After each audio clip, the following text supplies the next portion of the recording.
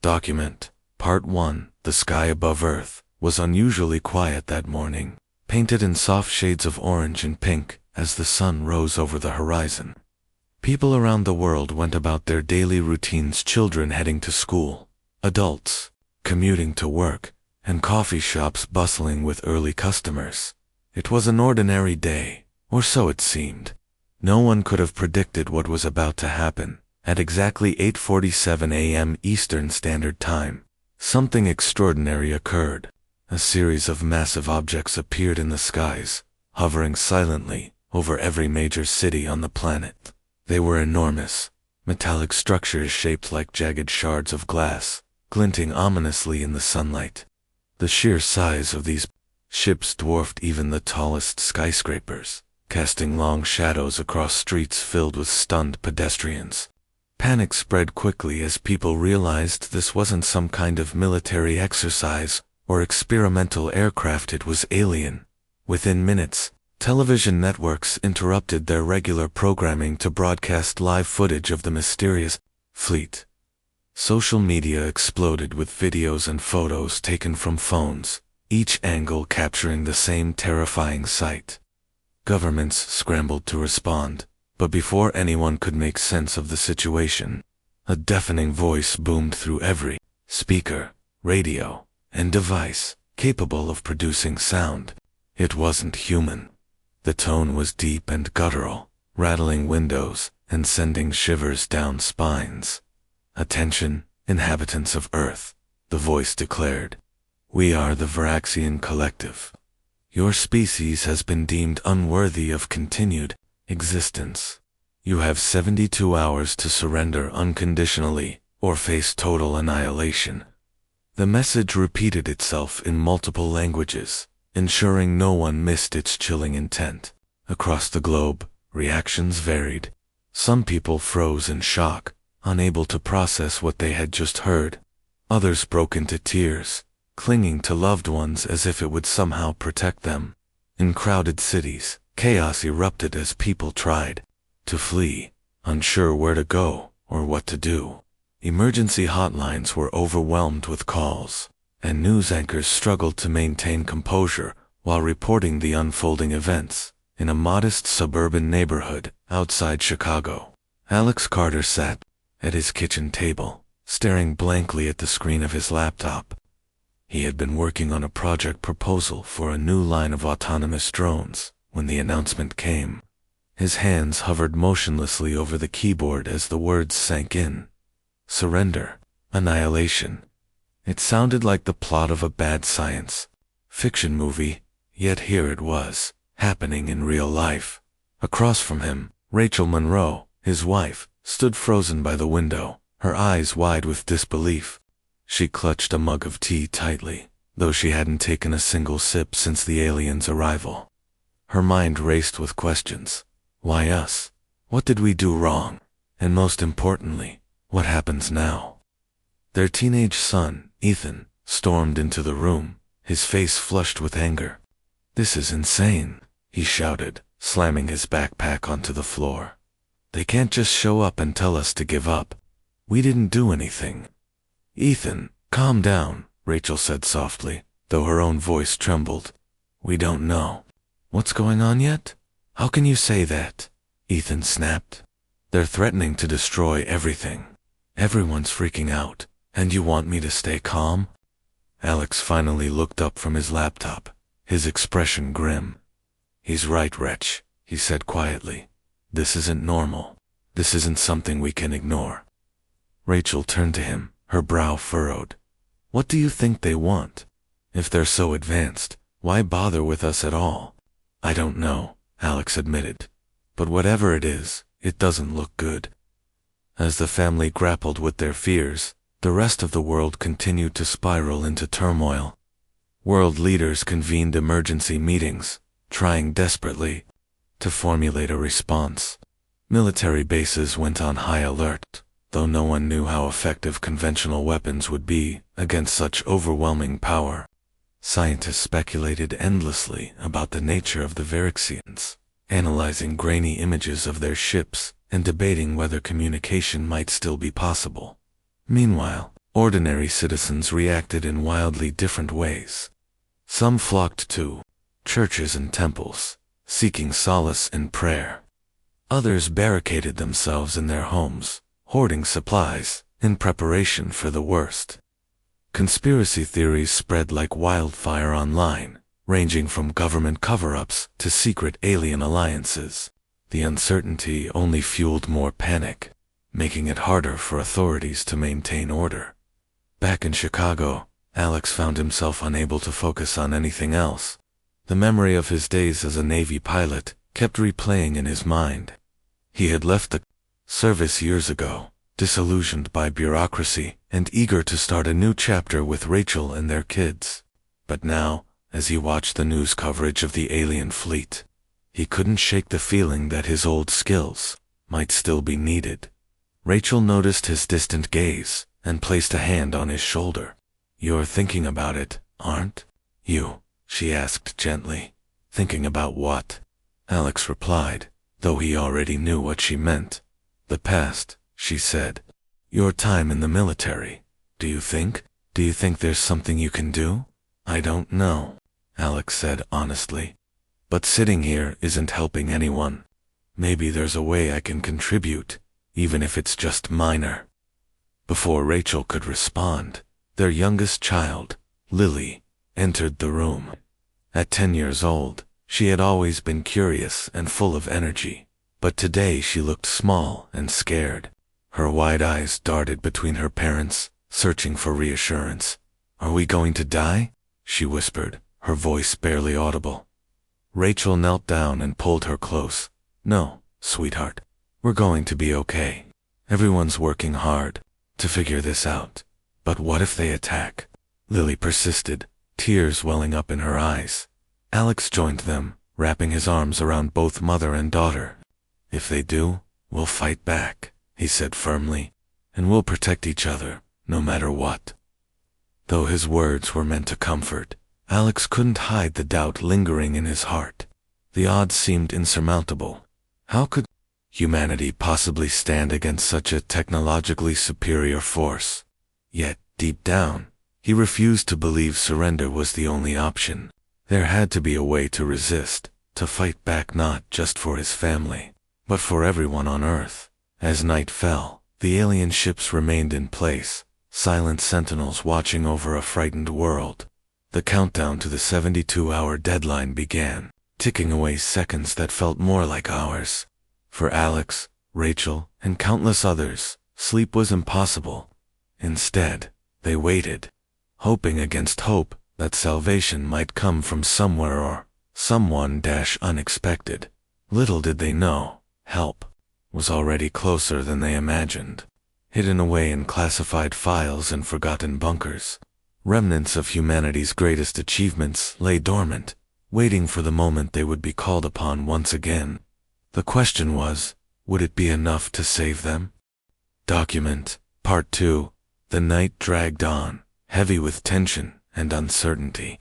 Across the globe, people huddled together in homes, shelters, and makeshift camps, their eyes glued to screens displaying endless loops of the alien ships looming overhead. The Varaxian Collective's ultimatum echoed in everyone's minds, a grim reminder that time was slipping away. In Chicago, Alex Carter sat alone in his dimly lit study, staring at an old photograph on his desk. It showed him in his Navy uniform, standing beside a gruff but kind-faced man named Colonel Brian Hayes. They had served together years ago, back when Alex still believed in the ideals of duty and heroism. Alex hadn't thought about Hayes in years. The colonel had always been a mentor to him, someone who pushed him to excel while grounding him with wisdom. After leaving the service, Alex had drifted away from most of his military connections, including Hayes. But now, as he gazed at the photo, memories of their conversations came rushing back. Hayes had often spoken about contingency plans, secret projects designed to protect Earth from unknown threats. At the time, Alex had dismissed it as paranoia, a relic of the Cold War era. Now, he wasn't so sure. As if summoned by his thoughts, Alex's phone buzzed loudly on the desk. He picked it up, expecting another alert about the aliens, but instead, he saw an encrypted message notification. His heart skipped a beat. Encrypted messages weren't common these days, especially not for someone like him, a civilian contractor, working on drone technology. Hesitant but curious, he tapped the screen to open it. The message was brief and cryptic. "Carter, we need you. Check your secure inbox." There was no signature, but Alex recognized the sender almost immediately. It was Hayes. His fingers trembled slightly as he accessed the secure email linked to his account. Inside, he found a single file attachment labeled Black Fleet Briefing. Alex hesitated before opening it. Whatever this was, it felt important too. Important to ignore. Taking a deep breath, he clicked the file. What appeared on his screen made his jaw drop. Documents, schematics, and classified reports filled the interface, detailing the existence of a secret space fleet known only by its code name, the Black Fleet. According to the briefing, the fleet had been developed decades earlier, during the height of the Cold War, intended as a last line of defense against extraterrestrial threats. However, political infighting and budget cuts had forced the project into mothballs, leaving it largely forgotten by the public and, even by many within the military. But that wasn't all. Hayes explained in a follow-up message that the Black Fleet had been reactivated under his command. Hidden in remote locations around the world, the ships were being prepared for deployment. If negotiations with the Varaxians failed, the fleet would engage the invaders directly. Hayes ended the message with a personal note. "I know you've moved on, Alex, but Earth needs people like you now more than ever. Your expertise with autonomous systems could make all the difference. Let me know if you're willing to help." Alex leaned back in his chair, overwhelmed by what he'd just read. The idea of a secret space fleet sounded absurd, yet the evidence was undeniable. Detailed blueprints and maintenance logs accompanied the briefing, along with timestamps confirming recent activity. Someone had been quietly preparing for this moment, banking on the possibility that humanity might one day face exactly what it was facing now. His mind raced with questions. How had Hayes managed to keep something this massive under wraps? Why hadn't anyone mentioned it before? And most importantly, how could Alex possibly contribute? He wasn't a soldier anymore. He was just a guy designing drones for construction sites and delivery services. Still, the weight of responsibility pressed down on him. This wasn't just about him. It was about Rachel, Ethan, Lily, and billions of others counting on someone, anyone to step up. Before he could dwell further, footsteps echoed behind him. Rachel entered the room, her expression a mix of concern and curiosity. "You've been in here for hours," she said softly. "What are you doing?" Alex hesitated, unsure how much to tell her. Finally, he decided honesty was the best approach. "Rach, I got a message from an old friend, someone I used to serve with." "Brian Hayes," she guessed, recognizing the name from past stories. He nodded. "Yeah. He says there's something big happening, something secret. A fleet of ships built to defend Earth. They're calling it the Black Fleet." Rachel's eyes widened. "A fleet, like spaceships?" "Yes," Alex confirmed. "They've been hidden away for decades, but they're getting ready to fight the Vraxians if things go south." She stared at him, trying to process the information. "And they want you involved. They think my work with drones could help," Alex admitted. "I don't know if I'm the right person for this, but you're considering it," Rachel finished for him. "I have to," he said firmly. "If there's even a chance we can stop them, I can't sit on the sidelines." Rachel sighed, running a hand through her hair. She wanted to argue, to remind him that he had left that life behind for a reason. But looking into his eyes, she saw the determination she'd fallen in love with years ago. Arguing wouldn't change anything. Instead, she asked, "What does this mean for us? For the kids?" "I don't know yet," Alex admitted. but I'll do everything I can to keep you safe. That's why I'm doing this." Rachel nodded slowly, though worry lingered in her gaze. "Just promise me you'll be careful." "I promise," Alex said, pulling her into a tight embrace. For a moment, they clung to each other, drawing strength from the familiarity of their bond. Then, reluctantly, Alex pulled away. "I need to respond to Hayes. Time isn't on our side." While Alex typed out his reply, agreeing to assist however he could, Rachel returned to the living room to check on the children. Ethan was sprawled on the couch, scrolling through social media updates about the invasion. His face was pale, and dark circles underscored his eyes. Lily sat cross-legged on the floor, clutching a stuffed rabbit tightly, as she watched cartoons, not because she was entertained, but because the noise helped drown out the fear gnawing at her. "How are you holding up?" Rachel asked gently, sitting beside Ethan. He shrugged, avoiding her gaze. "It's messed up, Mom.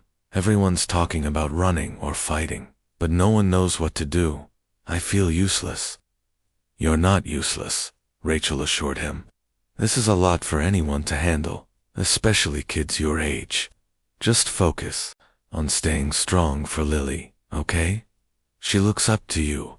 Ethan glanced at his little sister, who was humming softly to herself.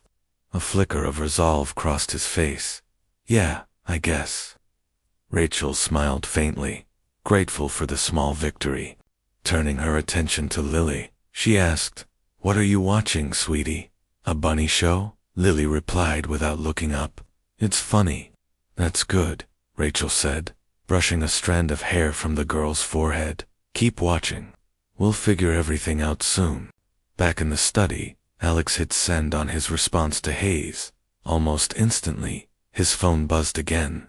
This time, it was a video call request. Steeling himself, he accepted it. The screen lit up, revealing Hayes's weathered face. Despite the passage of years, the colonel looked much the same, stern, focused, and radiating authority. "Carter," Hayes greeted him, his tone clipped but warm. "Glad you're on board." "Sir," Alex replied, straightening in his seat. "What do you need me to do?" "We're mobilizing the fleet as we speak," Hayes explained. "Your job is to integrate your drone designs with our existing systems. We need swarms capable of reconnaissance, harassment tactics, and support roles. Can you handle that?" "Yes, sir," Alex said confidently. "I'll need access to your tech specs and operational parameters, but I can adapt my designs quickly." "Good," Hayes said. "We're setting up a command center in Colorado Springs. Report there ASAP. Transport will be arranged." "Understood," Alex replied. "One question though. How did you manage to keep something like this hidden for so long?" Hayes allowed himself a rare smile. "When you spend enough time planning for the worst-case scenario, you learn to cover your tracks. Let's just say the Black Fleet has friends in high places." Alex nodded, though unease prickled at the edges of his mind. "What about the rest of the world? Do they know about this?" "Not yet," Hayes admitted. "We're keeping it under wraps until we're ready to strike. For now, trust that we're doing everything we can to protect humanity." "Understood," Alex repeated. "I'll leave first thing in the morning." After ending the call, Alex sat in silence for several minutes, letting the gravity of the situation sink in. The next few days would determine the fate of the entire planet. Failure wasn't an option. Meanwhile, Rachel overheard snippets of his conversation from the hallway. Though she didn't catch every detail, she pieced enough together to understand the enormity of what lay ahead.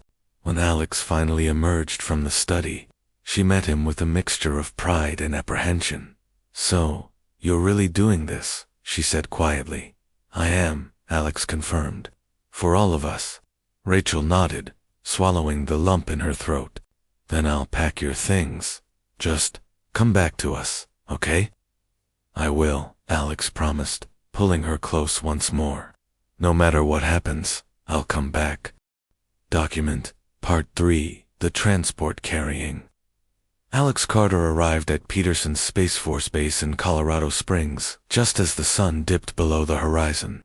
The sprawling facility buzzed with activity, its usually quiet runways now crowded with military personnel and vehicles. Soldiers moved with purpose, their faces tense but focused. In the distance, rows of cargo planes stood ready for deployment, their engines rumbling like a restless beast waiting to be unleashed. Alex stepped out of the vehicle, his duffel bag slung over one shoulder, and took a moment to absorb the scene. It was clear that everyone here understood the stakes. This wasn't just another mission. This was humanity's last stand. A young officer approached him, clipboard in hand. "Mr. Carter, Colonel Hayes is expecting you. Follow me." Alex nodded and followed the officer into the base's main building. Inside, the atmosphere was electric with urgency. Maps and diagrams covered the walls, detailing orbital paths, alien ship formations, and potential battle strategies. Technicians huddled around computer screens, typing furiously as streams of data scrolled past. The hum of conversation filled the air, punctuated by the occasional bark of orders or the sharp ring of a phone. Despite the chaos, there was an underlying sense of discipline, a reminder that even in the face of impossible odds, organization mattered. Colonel Brian Hayes stood near the center of the room, surrounded by a group of senior officers. His grizzled appearance hadn't changed much since Alex had last seen him, though the lines on his face seemed deeper now, carved by years of stress and responsibility. When he spotted Alex, his stern expression softened slightly, replaced by a flicker of relief. "Carter," Hayes said, extending a hand. "Good to see you again." "Sir?" Alex replied, shaking his hand firmly. "You weren't kidding when you said things were serious." "No, I wasn't," Hayes confirmed. "Come with me. We'll get you up to speed." He led Alex to a smaller conference room adjacent to the command center. A large monitor dominated one wall, displaying live footage of the alien fleet hovering ominously above Earth. Each ship pulsed faintly with an eerie green light, casting long shadows across the planet below. Alex felt a chill run down his spine as he studied them. They were both beautiful and terrifying, a stark reminder of how outmatched humanity truly was. Hayes gestured for Alex to sit before launching into an explanation. "As you know, we've activated the Black Fleet. Our ships are currently stationed in secure locations, but we're preparing to move them into position within the next 24 hours. Time is critical. We can't afford to wait until the Viraxians make the first strike." "What's the plan?" Alex asked, leaning forward. "We're going to hit them hard and fast," Hayes replied. "Our advantage lies in surprise. If we can catch them off guard, we might have a chance. That's where your drones come in. We need swarms capable of scouting their positions, jamming communications, and creating diversions. Anything to give our pilots an edge." Alex nodded thoughtfully. "I can modify my designs to work in sync with your systems, but I'll need access to your tech specs and operational parameters." "You'll have everything you need," Hayes assured him. "We've set up a lab for you in the R&D wing. Start immediately." Before leaving the room, Hayes added, "One more thing, Carter. This isn't just about winning a battle. It's about survival for all of us. Don't lose sight of that." "I won't, sir," Alex promised. Meanwhile, Rachel Monroe found herself swept up in her own whirlwind of activity. While Alex worked on integrating drone technology with the Black Fleet, she had been recruited by NASA to join a team of scientists, analyzing fragments of debris left behind by the alien ships. The pieces had been collected from various sites across the globe, each fragment offering a tantalizing glimpse into the invaders' advanced technology. Rachel spent most of her days in a sterile laboratory, peering through microscopes and running tests on samples no larger than grains of sand. Her colleagues were some of the brightest minds in the field, yet none of them could fully explain what they were seeing. The material wasn't purely metallic, it contained traces of organic compounds, suggesting that the aliens might not be entirely mechanical beings. This discovery sparked heated debates among the team. Could the Vraxians be a hybrid species, blending biological and technological elements? And if so, did that mean there was still hope for diplomacy? Late one evening, as Rachel examined a particularly unusual sample, she noticed something odd. Under ultraviolet light, the fragment emitted a faint glow, accompanied by subtle vibrations that resonated through the microscope lens. Intrigued, she adjusted the settings and zoomed in further. What she saw made her heart race. Embedded within the material were intricate patterns resembling neural pathways, almost like a nervous system. She quickly called over her colleague, Dr. Laura Bennett, to take a look. "Do you see this?" Rachel asked excitedly, pointing to the screen. "These structures, they look alive." Dr. Bennett studied the image carefully, her brow furrowed in concentration. "It's possible," she said slowly.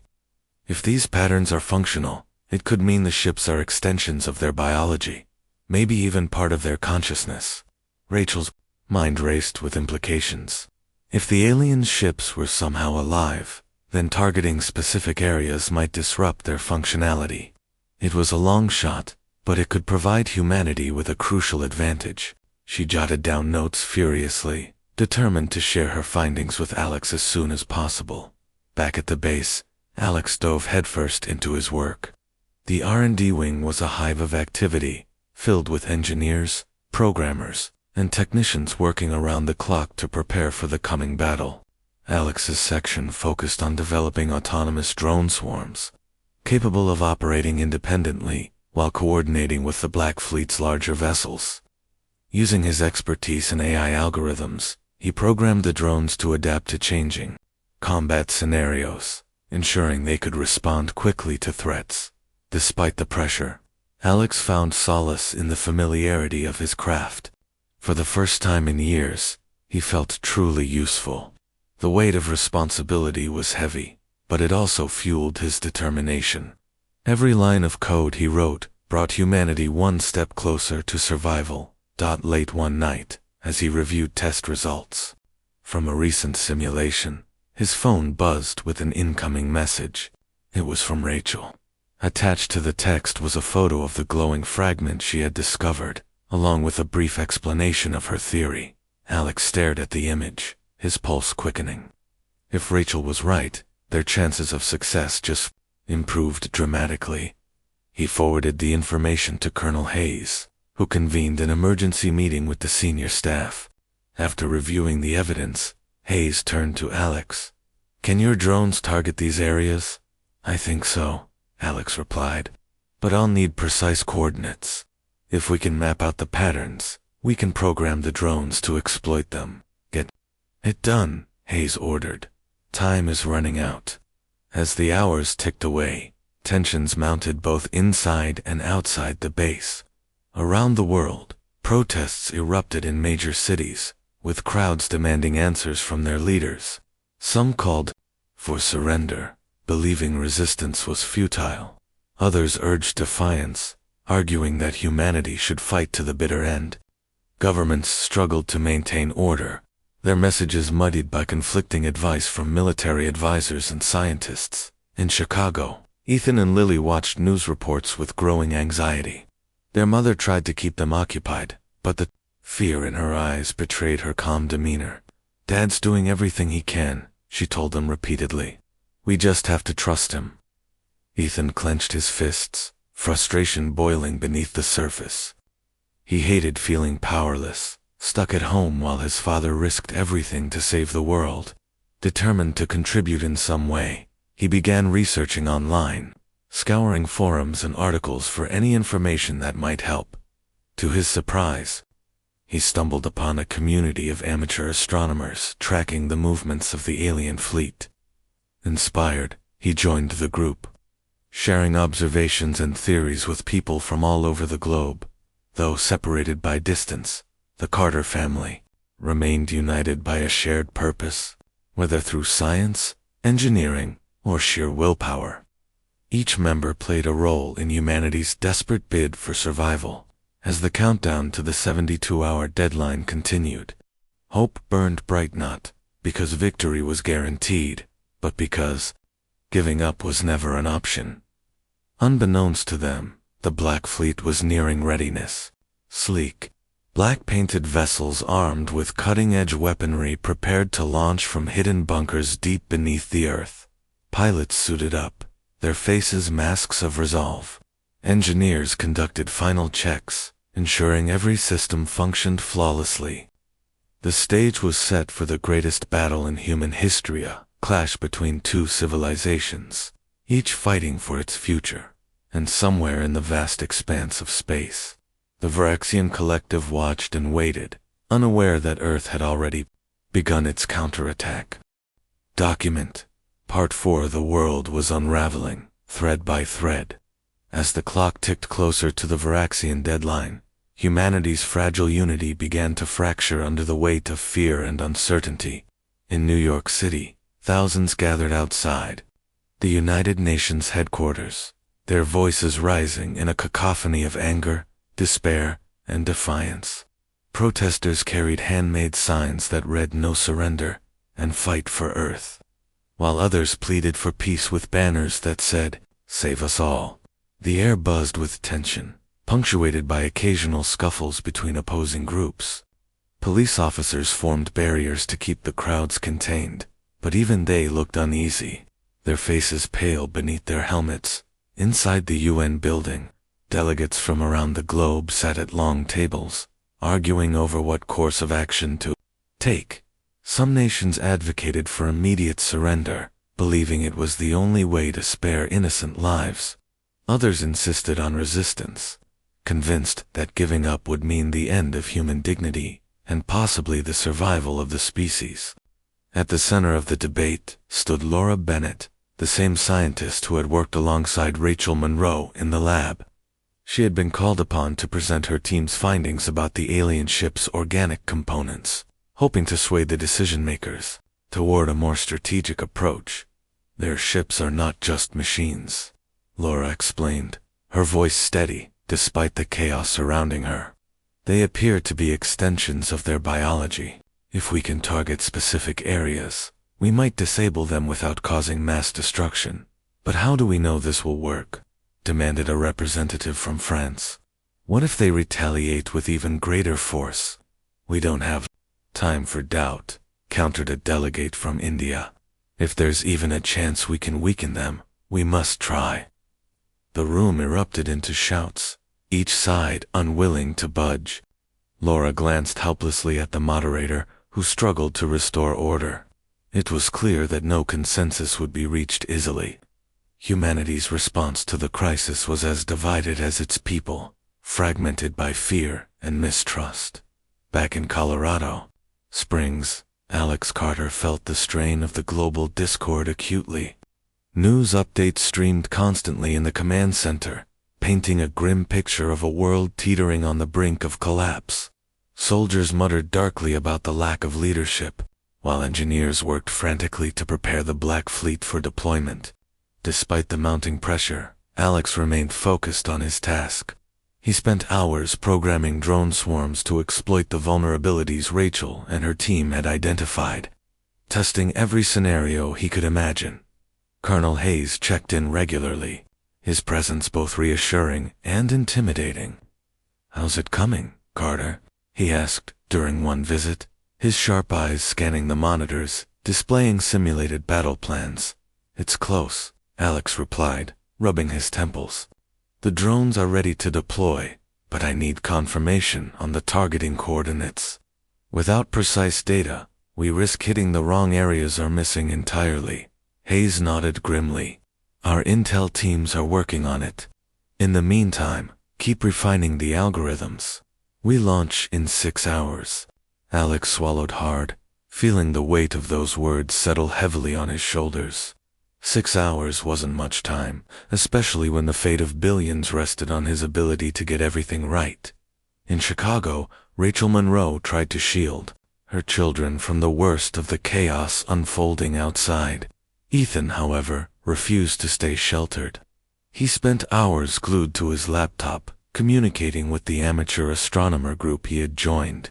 Together, they analyzed satellite images, and tracked the movements of the alien fleet, sharing their observations with anyone who would listen. Though Rachel worried about his obsession, she couldn't deny that his efforts gave him a sense of purpose and, perhaps, a sliver of hope. Lily, on the other hand, clung to routine as a source of comfort.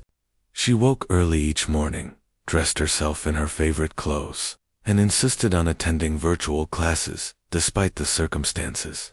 Her teachers praised her resilience, though Rachel noticed the subtle changes in her daughter's behavior. Lily rarely smiled anymore, and her once vivid imagination seemed dulled by the heaviness of reality. One evening, as Rachel tucked Lily into bed, the little girl whispered, "Mommy, will Daddy come home soon?" Rachel hesitated, unsure how to answer. Finally, she said, "Yes, sweetheart, he'll come home," he promised. "Do you think he'll win?" Lily asked, her voice trembling. "I believe he will," Rachel replied, smoothing her daughter's hair. "Your dad is very brave, and so are all the people helping him. We have to trust them." Lily nodded, snuggling deeper under the covers. "Okay.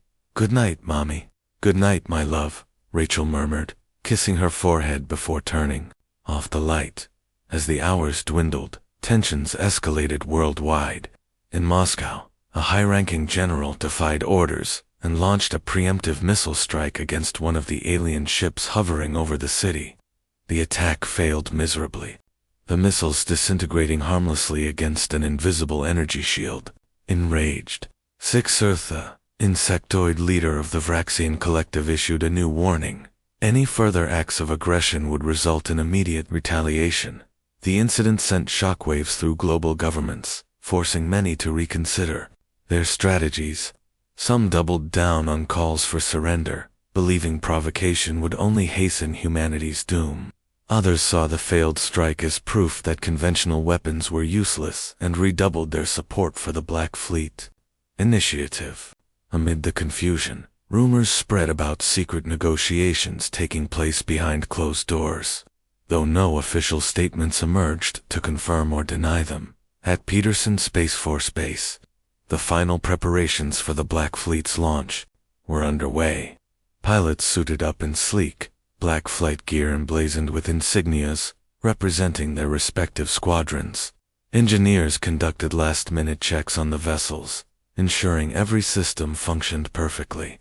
Alex worked tirelessly alongside his team, fine-tuning the drone swarms and integrating them with the fleet's communication networks. His hands moved mechanically, his mind racing through countless scenarios. Finally, Colonel Hayes assembled the crew for a briefing. Standing before a large screen displaying Earth surrounded by the alien armada, he spoke with quiet authority. "Men and women, today we fight not just for ourselves, but for everyone who calls this planet home. The odds may seem insurmountable, but remember this: humanity has faced impossible challenges before, and we have always found a way to persevere. Trust in your training, trust in your comrades, and above all, trust in yourselves. Let's show the Varaxians what we're made of." Cheers erupted from the assembled personnel, a mixture of nervous excitement and fierce determination. As the meeting concluded, Alex approached Hayes privately. "Sir, I've finished the adjustments. The drones are ready." "Good work, Carter," Hayes said, clapping him on the shoulder. "Now go get some rest. You'll need it." Alex nodded, though he doubted sleep would come easily. Returning to his quarters, he lay awake, staring at the ceiling, replaying the day's events in his mind. Thoughts of Rachel and the kids drifted in and out of focus, bringing both comfort and guilt. Was he doing enough? Could he truly make a difference? Meanwhile, Rachel received another message from Alex late that night. It was brief but heartfelt. "Thinking of you all. Stay strong. Love you." She stared at the screen, tears welling in her eyes. For a moment, she allowed herself to feel the depth of her fear, but then she wiped her face and straightened her posture. Alex was counting on her to hold things together, just as she was counting on him to come back safely, no matter what happened next. She vowed to remain strong for her family, for her colleagues, and for humanity itself. Outside, the alien ships loomed ominously in the sky, their green glow casting an eerie light over the sleeping city. Somewhere beyond the horizon, the Black Fleet waited, hidden and silent, preparing to strike. The countdown continued, each second ticking away like the beat of a drum heralding war. And yet, amidst the fear and uncertainty, a spark of hope burned, brightly a belief that even in the darkest hour, humanity could rise to meet the challenge. Document Part 5. The hours leading up to the deadline were a blur of activity. Both on Earth, and in the hidden corners where humanity's last hope was being prepared. At Peterson Space Force Base, Alex Carter worked tirelessly alongside his team, ensuring that every drone swarm was perfectly synchronized with the Black Fleet's systems. The air buzzed with tension, the kind that made it hard to breathe but impossible to look away. Pilots paced nervously, checking and rechecking their gear, while engineers ran final diagnostics on the sleek black ships. Each person knew their role, but the weight of what they were about to face hung over them like a storm cloud. Colonel Hayes called Alex into a small briefing room late in the evening. "Carter," he began, his voice low but firm, "we're sending a delegation to meet with the Vraxians one last time before we launch. We need someone who understands the technical side of things, someone who can think on their feet." Alex blinked, taken aback. "You want me to go?" "It's not just you," Hayes clarified. "Dr. Monroe is already part of the team. She'll be handling the scientific angle. You'll focus on analyzing their technology, anything that might give us an edge if negotiations fail." "Rachel?" Alex asked, his heart skipping a beat. "She's going to." "Yes," Hayes confirmed. "She insisted, and frankly, we need her expertise." Alex felt a surge of pride mixed with unease. Rachel had always been brilliant, but the thought of her stepping onto an alien ship filled him with dread. Still, he nodded. "I'll do it." The next morning, Alex boarded a small spacecraft along with 4 others: Rachel, Laura Bennett, Security Officer David Cole, and Diplomat Mark Lewis. The vessel was compact, but advanced, designed for quick travel and minimal detection. As they ascended through Earth's atmosphere, Alex gripped the armrests of his seat tightly, watching as the blue curve of the planet faded behind them. Beside him, Rachel stared out the window, her expression unreadable. He reached over and took her hand, squeezing it gently. "You okay?" he asked softly. "I'm fine," she replied, though her voice betrayed her nerves. "Just thinking." They didn't speak much after that, each lost in their own thoughts. The journey to the alien flagship was short, but surreal. When they arrived, the massive structure loomed above them, like a jagged mountain suspended in space. Its surface shimmered faintly, pulsating with the same eerie green light that had haunted Earth's skies for days. A hatch opened, revealing a dark tunnel that seemed to stretch endlessly into the ship's interior. As the group disembarked, they were greeted by a contingent of insectoid creatures, Vraxians. Their exoskeletons gleamed under harsh artificial lighting, and their multifaceted eyes glinted coldly. Zixer himself stood at the center, towering over the humans. His elongated limbs clicked together rhythmically, creating an unsettling sound that echoed through the chamber. Mark stepped forward, his voice steady despite the fear evident in his eyes. "We've come to discuss your demands," he said, addressing Zixer directly. "There may be another way away to avoid conflict." Zixer tilted his head slightly, studying the human delegation with detached curiosity. "Speak," he commanded, his deep guttural voice reverberating through the room. Laura took a step forward, holding up a tablet displaying images of the organic material embedded in the alien ship's hulls. "We believe your vessels are more than machines," she explained. "They appear to be biological constructs, extensions of your own physiology. If this is true, then perhaps there is common ground between us. Both our species value life, even if we define it differently." For a moment, Zixer said nothing. Then, slowly, he raised one claw-like hand and gestured toward Rachel. You, he rasped. You discovered this. Rachel hesitated, then nodded. Yes. My team analyzed fragments of your ships. We're trying to understand you, not just your technology, but your motives. Zixer's mandibles twitched, a gesture that might have been amusement or irritation. Motives, he repeated, as if tasting the word. Your species consumes resources recklessly, destroying ecosystems without regard for balance. You spread uncontrollably, leaving devastation in your wake. This planet is no exception. That's not entirely true, Rachel countered, her voice gaining strength. Yes, we've made mistakes, but we're capable of change. Look at how far we've come in understanding science, medicine, and cooperation. We're still learning. Zix's gaze lingered on her, his expression unreadable. Learning does not erase consequences, he said finally. Your actions have destabilized this world. To preserve cosmic order, your existence must end. David Cole shifted uncomfortably beside Alex, his hand resting on the grip of his weapon. With all due respect, Mark interjected quickly, we're willing to negotiate terms.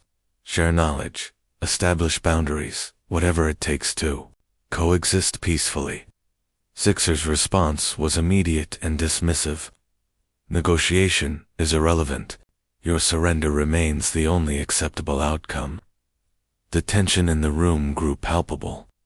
Alex exchanged a glance with Rachel, silently communicating his growing concern. They weren't going to get anywhere with diplomacy, whatever Zixer's true intentions were. They clearly involved eradicating humanity, not negotiating. As the discussion dragged on, Alex noticed something odd. The walls of the chamber emitted faint energy signatures, similar to those Rachel had identified in the debris samples. He discreetly activated a handheld scanner, pretending to adjust his jacket as he gathered data. The readings confirmed his suspicion. These patterns matched the neural-like structures Rachel had described. If they could target these areas during combat, it might disrupt the aliens' control over their ships. Rachel caught his eye and gave a subtle nod, indicating she understood what he was doing. For now, they had to play along, biding their time until they could relay this information back to the Black Fleet. After nearly 2 hours of fruitless negotiation, Zixer abruptly ended the meeting. You have wasted enough time, he declared. Return to your planet and prepare for annihilation. The countdown continues. The delegation was escorted back to their ship in silence. Once aboard, Alex immediately pulled up the scans he'd taken. Look at this, he said, showing the others. These energy signatures, they're everywhere. If we can hit these spots, we might disable their ships. Laura studied the data closely. It's worth a shot, she agreed. But we'll need precise coordinates to program the drones effectively. We'll send the info to Hayes as soon as we land, Alex said firmly. This could be our best chance. Back on Earth, news of the failed negotiation spread quickly, plunging the world further into despair. Protests intensified, with some groups calling for mass evacuations, while others barricaded themselves in underground shelters. Governments issued conflicting statements, leaving citizens confused and afraid. At the base, Colonel Hayes reviewed the transmission from Alex's team with grim determination. This changes everything, he muttered, pacing the command center. If we can exploit these weaknesses, we stand a fighting chance. He turned to his staff. Reprogram the drones immediately. Focus all firepower on these energy signatures. We launch in 3 hours. In Chicago, Ethan watched live coverage of the alien meeting, his fists clenched in frustration. Why won't they listen? He muttered to himself. We're not monsters. Lily sat beside him, clutching her stuffed rabbit tightly. What happens now, Ethan? I don't know, he admitted. But Dad's out there. He'll figure it out. Rachel hugged them both when she returned home, her face pale but resolute. We did what we could, she told them. Now it's up to the fleet. As night fell, the alien ships remained ominously stationary above Earth, casting long shadows across cities and towns. The Black Fleet, hidden in secure locations, prepared to emerge from the darkness and strike. Humanity held its breath, waiting for the first move in what would surely be the most pivotal battle in its history. And somewhere, in the vast emptiness of space, Zixer watched Earth with cold indifference, unaware that the tide of the war was about to turn.